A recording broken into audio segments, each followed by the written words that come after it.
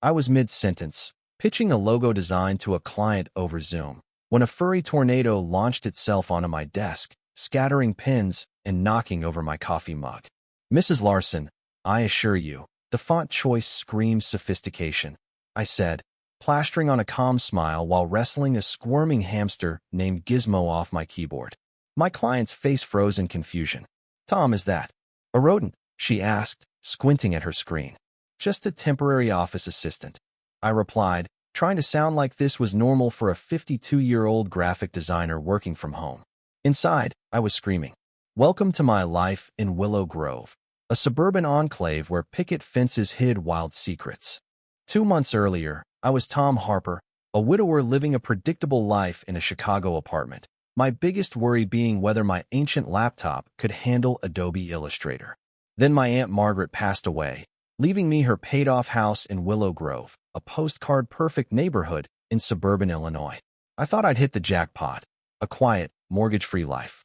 What I didn't know was that Aunt Margaret, the neighborhood's beloved pie baker, had been running an unlicensed animal rescue out of her garage.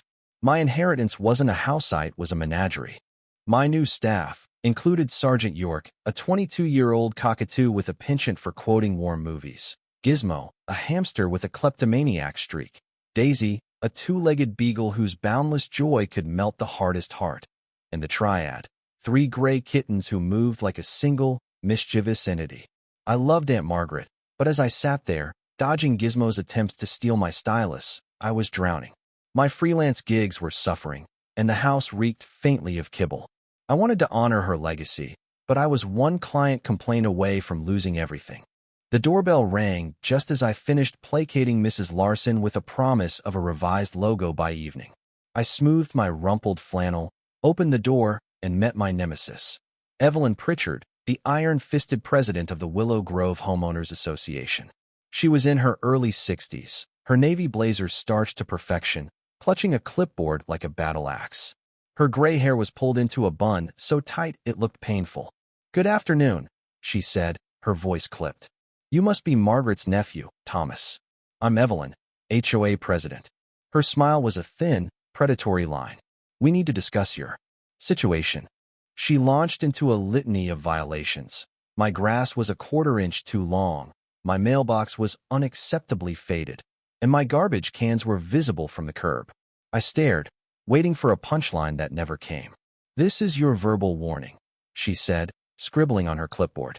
"The written notice will arrive by noon." As she droned on about my non-existent porch flag, Sergeant York screeched from the garage, "Retreat, hell." Evelyn's eyes narrowed, zeroing in on the sound. She didn't say it, but I knew. She'd found her real target me animals. The warnings multiplied like roaches. Every day, a new notice appeared in my mailbox, citing bylaws so obscure I suspected Evelyn was inventing them. Unauthorized birdhouse, Section 8B. Excessive leaf accumulation, Section 12C. She even cited me for inappropriate curb appeal because my front door was navy instead of the approved beige. Neighbors started avoiding me, their friendly waves replaced by awkward glances.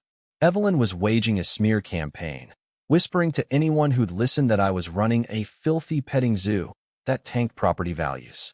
I was at my breaking point one Friday afternoon, tweaking a logo while Daisy napped on my feet, when a sharp knock rattled the door. 2 police officers stood on my porch. Officer Callahan, a grizzled veteran with a mustache like a push broom, and Officer Ruiz, a rookie whose hand twitched near his holster. "Mr. Harper," Callahan said, his voice weary, "we've got a noise complaint. Something about a bird yelling obscenities." I pinched my nose, a headache blooming. That'd be Sergeant York. He's been binge-watching Platoon. I'll keep him quiet. Callahan's eyes softened as Daisy limped over, her tail wagging. He glanced across the street, where Evelyn stood on her porch, arms crossed, watching like a hawk. "That woman's got us on speed dial," he muttered.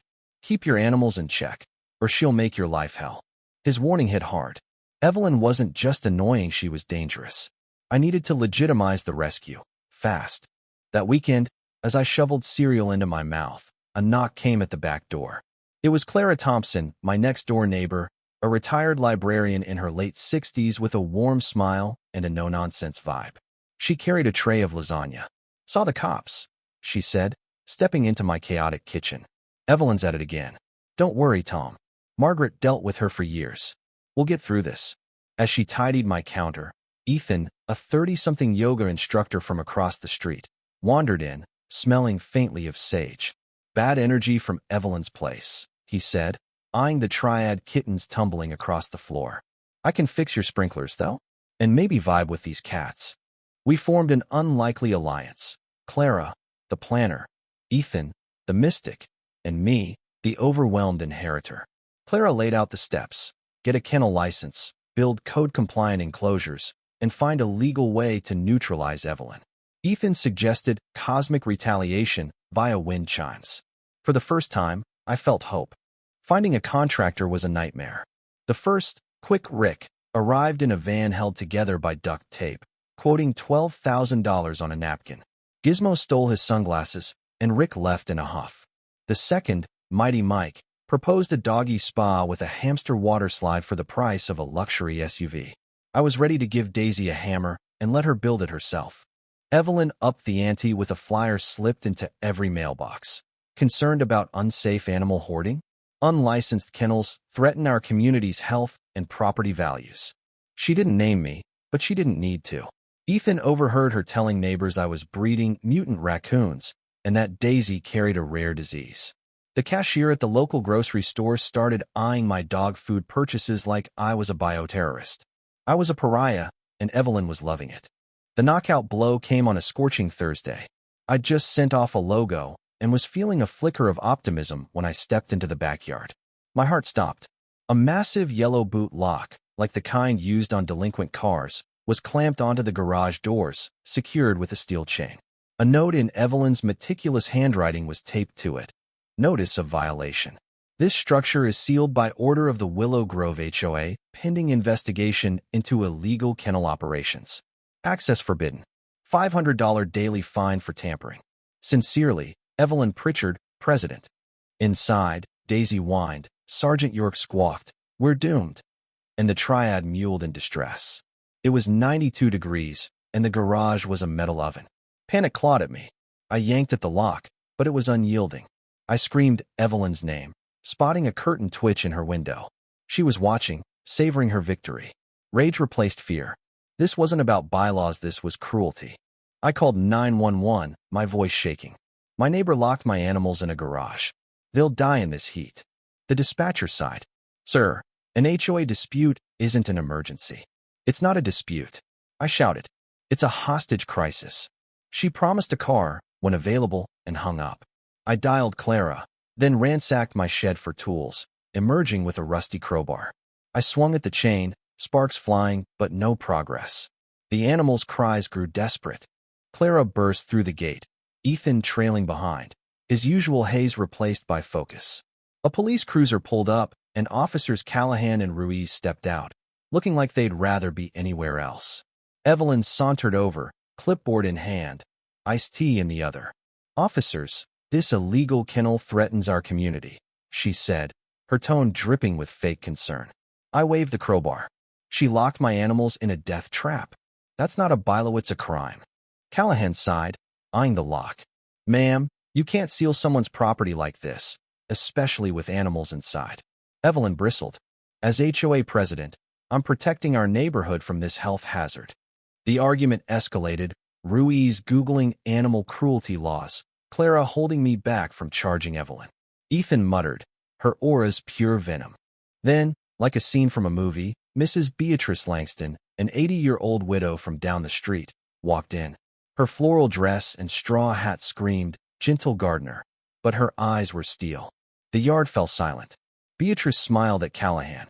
Evelyn's citing Bylaw 19, correct? Evelyn nodded smugly. Beatrice removed her gloves slowly. I co-wrote those bylaws 35 years ago. Bylaw 19 allows fines, not property seizure. What you've done, Evelyn, is blatantly illegal. Evelyn's smirk faltered. Beatrice continued, her voice sharp. But that's not why I'm here.